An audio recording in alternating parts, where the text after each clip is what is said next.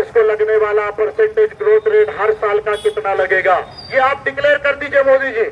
मैं मान जाऊंगा कि आपको नीति आती है। 10 साल प्रधानमंत्री रहने के बाद आपको कुछ समझ आई है, ये मैं मान जाऊंगा। अब ये व्यक्ति कहते थे मैं न खाऊंगा न खाने दूंगा, मैं न खाऊंगा न खाने दूंगा, न खाऊंगा न खाने दूंगा। आप लोगों ने सुना होगा, याद होगा आप लोगों को। अब आप मजे की बात देखिए, उच्चतम न्यायालय सुप्रीम कोर्ट ऑफ इंडिया ने ऑर्डर दिया electoral bond case. Election commission of India चुनाव आयोग ने वेबसाइट पर डाला है। क्या निकला? इन 5-6 सालों में भारतीय जनता पार्टी की सरकार ने एक हाथ से कंपनी को ऑर्डर दिया, दूसरे हाथ से पार्टी के लिए करप्शन किया, पैसा लिया। एक हाथ से ऑर्डर दिया, दूसरे हाथ से पैसा लिया। कितना लिया? 6,000 करोड़ रुपया। 6,000 करोड़ रुपया।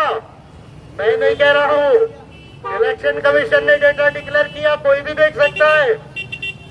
और हमारे नागपुर के मंत्री कहते हैं नहीं नहीं, मैं तो बहुत साफ सुथरा हूं। हमारे नागपुर के सांसद खासदार, उस दिन आप ही लोगों ने यहाँ 11 जेसीपी लगा के फूल बरसाए उनके ऊपर। यदि मैं गलत ना हूं तो पता नहीं बाहर के थे कहाँ के थे, पर बरसाए हैं। हो सकता है विक्की भाई का मैनेजमेंट हो, जो भी है। कांग्रेस का भी बोल दूंगा आपको थोड़ी देर के बाद में। तो कांग्रेस को वोट देके कैसा वोट वेस्ट होगा वो भी मैं बताऊंगा, अभी नहीं बोलूंगा आपको, पहले इनकी बात बता देता हूं। तो ये जो हमारे नागपुर के खासदार हैं रोडकरी जी, वो रोडकरी जी ने 885 करोड़ रुपया, 885 करोड़ रुपया, जो 6,000 करोड़ रुपए में 85 करोड़ रुपया लगभग इन्होंने लिया। 3 कंपनियों से लिया।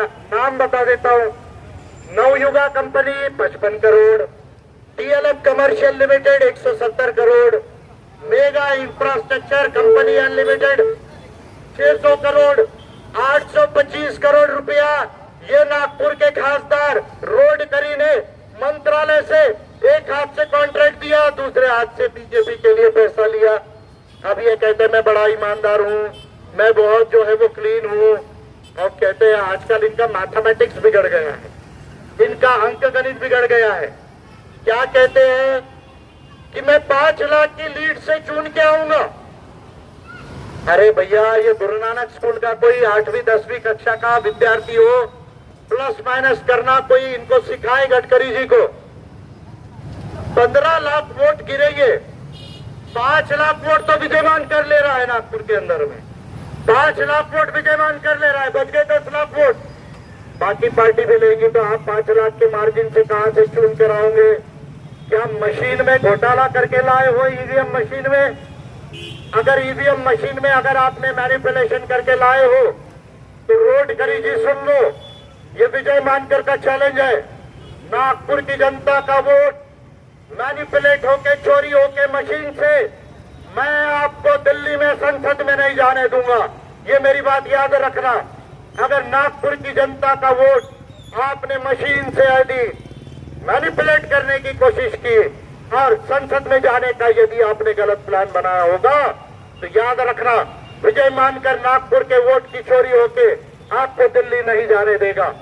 और यदि आपके अंदर में सही में बुद्धि है, सही में अगर नॉलेज है, तो 1 घंटा मेरे साथ टेलीविजन डिबेट पे आओ, नितिन गडकरी को लाओ विजय मानकर के आगे। जरूरत है तो विकास ठाकरे को भी ला लो, जो अच्छे कार्य करता है, लेकिन बॉम्बे से ज्यादा अभी उनकी समझ नहीं है, विधानसभा से ज्यादा उनकी समझ नहीं है। उनको विकास ठाकरे जी को ना मानव अधिकार मालूम है, न कानून मालूम है, न नीति मालूम है, न इकोनॉमिक्स एंड फाइनेंस मालूम है, न फॉरेन रिलेशन मालूम है, न पॉलिटिकल साइंस और पब्लिक एडमिनिस्ट्रेशन मालूम है।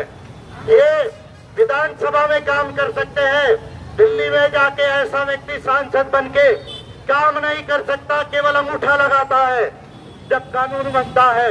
मैं ओपनली कह रहा हूं, विजय मानकर नितिन गडकरी, और आपने कहा ठाकरे का नाम लिया इसलिए मैं उनका नाम ले रहा हूं। तीनों को ला लो, 1 घंटा का डिबेट हो जान दो।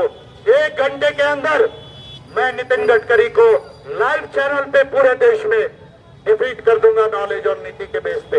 ये मैं आप लोगों से ओपनली कह रहा हूं। जिस कांग्रेस की बात आप कह रहे हो, उस कांग्रेस ने जहां ईवीएम मशीन के ऊपर में एक भी 2 लाइन भी कलेक्टर के आगे नहीं लिख के दिया।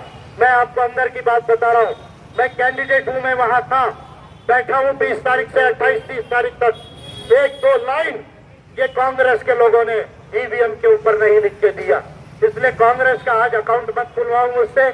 आज मैं भारतीय जनता पार्टी का अकाउंट खोलने आया हूं।